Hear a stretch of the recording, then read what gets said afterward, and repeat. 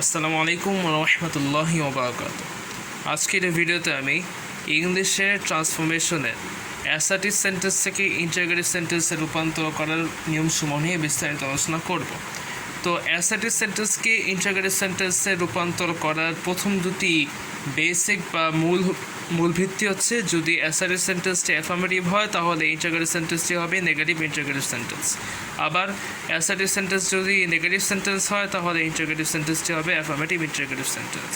তো প্রথমে আসি, যদি অ্যাসার্টিভ সেন্টেন্স অক্সিলারি ভার্ব যদি প্রিন্সিপাল ভার্ব বা মূল ভার্ব হিসেবে কাজ করে, তার ইন্টারোগেটিভ সেন্টেন্সে অক্সিলারি ভার্বের ফর্মটাই চেঞ্জ হবে। যেমন এখানে অ্যাসার্টিভ সেন্টেন্সে বলা আছে আই অ্যাম এ বয়, এখানে কিন্তু অ্যামই মূল ভার্ব হিসেবে কাজ করছে। যেহেতু এখানে অ্যাম মূল ভার্ব হিসেবে কাজ করছে, সেহেতু এই ইন্টারোগেটিভ সেন্টেন্সে এই অ্যাম অক্সিলারি ভার্বের ফর্মটি পরিবর্তন হবে।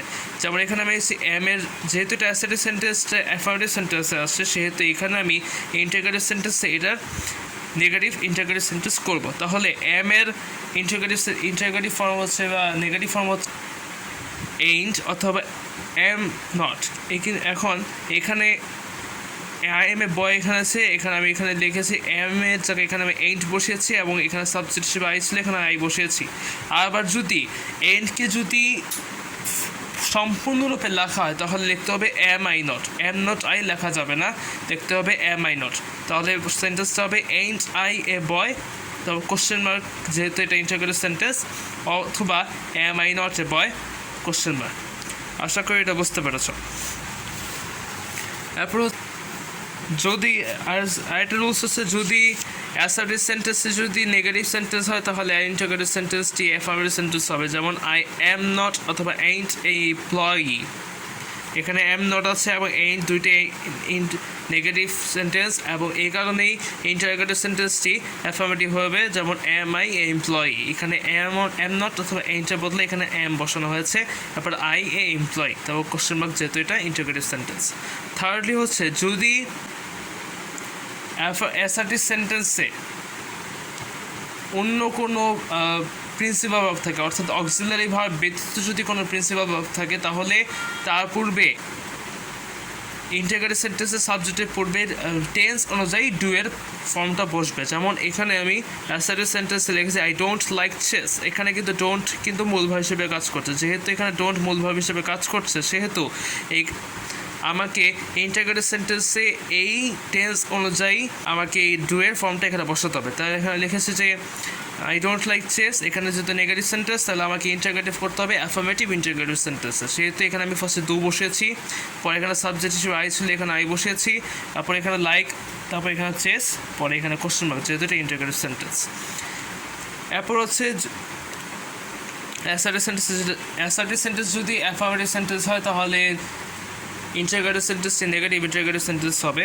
যেমন আই লাইক ফুটবল, এখানে ডোন্ট, এটা অ্যাসার্টিভ সেন্টেন্স, এবং ইন্টারোগেটিভ সেন্টেন্স হবে ডোন্ট আই লাইক ফুটবল, তবে কোশ্চেন মার্ক। যেহেতু এখানে লাইকটা হচ্ছে প্রেজেন্ট ফর্মে আছে, সেহেতু এখানে ডোন্ট বসানো আছে। যেহেতু এটা অ্যাসার্টিভ সেন্টেন্স হলো অ্যাফার্মেটিভ এবং লাইক হচ্ছে প্রেজেন্ট ফর্ম, সেহেতু এখানে নেগেটিভ ইন্টারোগেটিভের সময় এখানে ডোন্ট বসানো হয়েছে, যেহেতু এখানে প্রেজেন্ট ইনডেফিনিট টেন্সে বলা হয়েছে। এবং এখানে সাবজেক্ট আই, পরে এখানে লাইক ভার্ব, তারপর ফুটবল এবং কোশ্চেন মার্ক, এখানে ভার্বের বেস ফর্ম এবং এখানে কোশ্চেন মার্ক দেওয়া আছে, যেহেতু এটা ইন্টারোগেটিভ সেন্টেন্স। এরপর হচ্ছে, যদি কোনো সেন্টেন্সে অক্সিলারি ভার্ব মূল ভার্ব হিসেবে কাজ করে, তাহলে সে অক্সিলারি ভার্বের মাধ্যমেই ইন্টারোগেটিভ সেন্টেন্সের স্টার্টিংটা হবে এবং টেন্স অনুযায়ী এটা পরিবর্তন হবে। যেমন আই এম প্লেয়িং ফুটবল, এখানে কিন্তু এম মূল ভাব হিসেবে কাজ করছে, সুতরাং এখানে এম ব্যবহৃত শুধু আয়ের ক্ষেত্রে, সেহেতু এখানে আমি এইন্ট আই অথবা এম আই নট, এখানে অ্যাটেন্স খেয়াল করতে হবে। যদি এম নটকে যদি শর্ট ফর্মে লেখা হয় তাহলে এখানে এইন্ট আই এইভাবে লিখতে হবে, আর যদি এম নটকে যদি দুইভাবে লেখা হয় তাহলে এম এবং নটের মাঝখানে আই বসাতে হবে। আশা করি এটা বুঝতে পেরেছ। এবং এখানে I am not playing football, এখানে এটা হচ্ছে ইন্টারোগেটিভ সেন্টেন্স, যেহেতু এটা ইন্টারোগেটিভ সেন্টেন্স, সেহেতু এখানে এরপরে কোশ্চেন মার্ক বসাতে হবে। অর্থাৎ আই এম প্লেয়িং ফুটবলের ইন্টারোগেটিভ সেন্টেন্সটা হবে এইন্ট আই অথবা am I not playing football. এবং এখানে যেহেতু অ্যাসার্টিভ সেন্টেন্সটি হচ্ছে অ্যাফার্মেটিভ, সেহেতু এখানে ইন্টারোগেটিভ সেন্টেন্সটি হবে নেগেটিভ ইন্টারোগেটিভ। আশা করি এটা বুঝতে পেরেছো।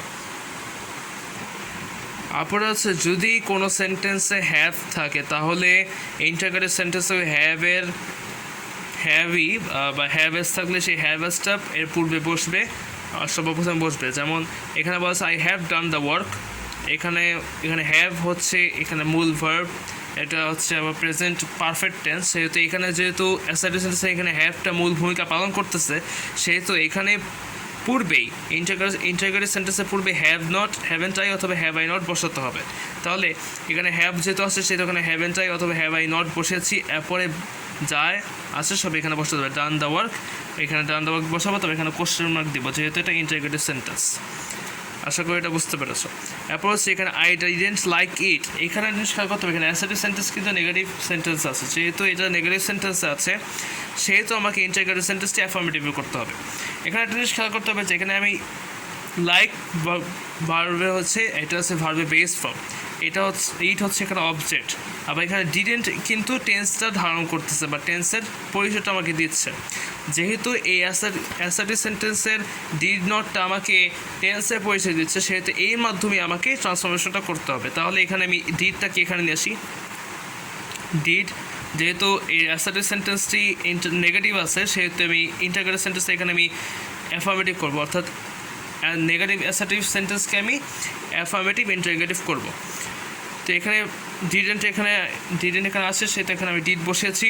এরপর এখানে সাবজেক্ট এখানে বসালাম। এরপর এখানে লাইক আছে, লাইকটা এখানে বসালাম। এরপর ইট এখানে আছে, ইট এখানে বসালাম। এরপর এখানে যেহেতু এটা ইন্টারোগেটিভ সেন্টেন্স, সেহেতু এখানে আমি কোশ্চেন মার্ক বসালাম। আশা করি এটা বুঝতে পেরেছো। এরপর নিয়মটা আছে যদি এখানে আছে assertive sentence I was drinking water, এটা হচ্ছে প্রেজেন্ট পাস্ট কন্টিনিউয়াস টেন্স।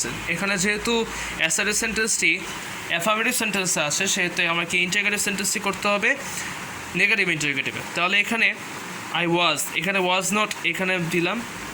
তারপর এখানে আরেকটা সিস্টেম আছে, এখানে ওয়াজ আই নট, যেহেতু এটা ফুল ফর্মে আসছে সেহেতু এখানে মাঝখানে সাবজেক্ট বসাতে হবে। এখানে আই আছে, আই এখানে বসালাম।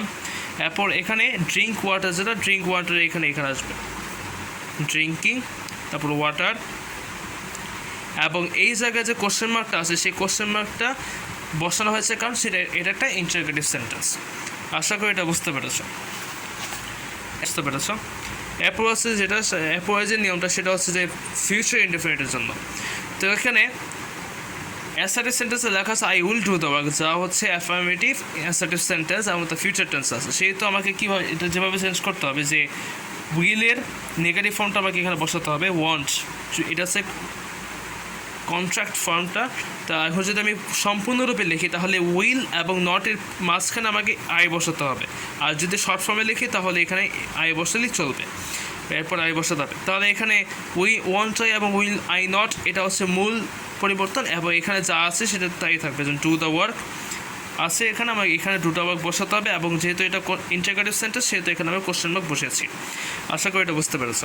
এরপর হচ্ছে যে অ্যাসার্টিভ সেন্টেন্সে যদি উইল বি থাকে তাহলে আমাকে কীভাবে পরিবর্তন করতে হবে। তো এখানে আমাকে যেভাবে করতে বি, এখানে আই উইলটা আই উইলের উপর আমাকে কাজ করতে হবে। তাহলে এখানে যেহেতু অ্যাসার্টিভ সেন্টেন্স অ্যাফার্মেটিভ সেন্টেন্স আছে, সেহেতু আমাকে নেগেটিভ ইন্টারোগেটিভ সেন্টেন্সে নেগেটিভ ইন্টারোগেটিভে করতে হবে। তাহলে এখানে আই উইল যেহেতু আছে, এখানে আমি ওয়ান্ট আই বসাতে পারবো, ওয়ান্ট আই, অথবা will not I. Will not হচ্ছে ওয়ান্টের ফুল ফর্মটা, তো এখন উইল আই নট এখানে বসানো হয়েছে কারণ এখানে এর মাঝখানে বসানো হয়েছে কারণ এটা ফুল ফর্ম, যেহেতু এটা ফুল ফর্ম আছে সেহেতু আমাকে সাবজেক্ট মাঝখানে বসাতে হবে।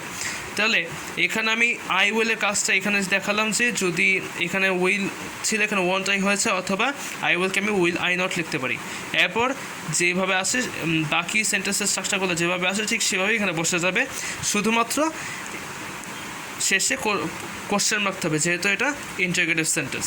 আশা করি এটা বুঝতে পেরেছ। এরপরে সেন্টেন্স হচ্ছে they will have done the work, এখানে এটা হচ্ছে অ্যাফার্মেটিভ অ্যাসার্টিভ সেন্টেন্স। তো এখানে আমি ফার্স্টে এখানে লিখলাম যে ওয়ান্ট, দে উইলের নেগেটিভ কন্ট্রাক্ট ফর্ম ওয়ান্ট, তারপর এখানে দে এখানে বসেছি, অথবা এখানে যদি ফুল ফর্মে লিখি তাহলে উইল নট হবে উইলের পরিবর্তে, এবং এখানে যে ডেটা সেটা মাঝখানে চলে আসবে। অর্থাৎ উইল নট যদি সম্পূর্ণরূপে লেখা হয় তাহলে সাবজেক্টটা মাঝখানে চলে আসবে, তাহলে ডেটা এখানে চলে আসবে, এবং এখানে বাকি যা আছে সব ঠিক থাকবে। যেমন হ্যাভ ডান দ্য ওয়ার্ক, এখানে হ্যাভ ডান দ্য ওয়ার্ক লেখা থাকবে, এখানে শেষে কোশ্চেন মার্ক বসবে। আশা করি এটা বুঝতে পেরেছো। এরপর হচ্ছে যে আই ওয়ন্ট বি দেয়ার, এটা হচ্ছে নেগেটিভ অ্যাসার্টিভ সেন্টেন্স। যেহেতু এটা নেগেটিভ অ্যাসার্টিভ সেন্টেন্স সেহেতু আমাকে এখানে অ্যাফার্মেটিভ ইন্টিগ্রাল সেন্টেন্সে বসাতে হবে। তাহলে আই ওয়ন্ট বি দেয়ার, এখানে ওয়ান্টের বদলে এখানে উইল বসবে, এরপর এখানে আই বসবে, তারপর এখানে বি আছে বি বসবে, এরপর এখানে দেয়ার আছে দেয়ারও বসবে, এরপর এখানে যেহেতু এটা ইন্টিগ্রেটিভ সেন্টেন্স সেহেতু এখানে আমার কোশ্চেন মার্ক বসাতে হবে। আশা করি এটা বুঝতে পেরেছো। এরপরে সেন্টেন্সেস যে উইল হ্যাভ থাকলে আমাকে কী করতে হবে, অর্থাৎ এটা হচ্ছে ফিউচার পারফেক্ট টেন্সের ক্ষেত্রে প্রযোজ্য। তো এখানে I will have done the work, এটা হচ্ছে অ্যাফার্মেটিভ অ্যাসার্টিভ সেন্টেন্স। তাহলে আমি জানি যদি অ্যাসার্টিভ সেন্টেন্স যদি অ্যাফার্মেটিভ হয় তাহলে ইন্টিগ্রেটিভ সেন্টেন্সটা হবে নেগেটিভ ইন্টিগ্রেটিভ সেন্টেন্স। তাহলে এখানে আই উইল হ্যাভ, এখানে উইল যেটা তার পরিবর্তে এখানে ওয়ান্ট বসাতে হবে, অথবা যদি এটা সম্পূর্ণরূপে লেখা হয় তাহলে সাবজেক্টটা আমাকে মাঝখানে বসাতে হবে। তাহলে এখানে সাবজেক্টটা আমি এখানে পরে বসিয়েছি কারণ এটা এখানে কন্ট্রাক্ট ফর্মে লেখানো হয়েছে, আর যদি এটা সম্পূর্ণরূপে লিখতে হতো তাহলে আমাকে উইল আই নট অর্থাৎ মাঝখানে আই বসাতে হতো। আশা করি এটা বুঝতে পেরেছ। এবং এখানে যে শুধুমাত্র এতটুকুই পরিবর্তন হচ্ছে, এটা মূল পরিবর্তন, এরপরে কোনো পরিবর্তন নেই। তাহলে এখানে আই উইলের জায়গায় এখানে ওয়ান্ট আই অথবা উইল আই নট বসাতে হবে, তারপর এখানে হ্যাভ ডান দ্য ওয়ার্ক আছে, এখানে হ্যাভ ডান দ্য ওয়ার্ক বসাতে হবে, এবং পরিশেষে কোশ্চেন মার্ক দিতে হবে। আশা করি এটা বুঝতে পেরেছ।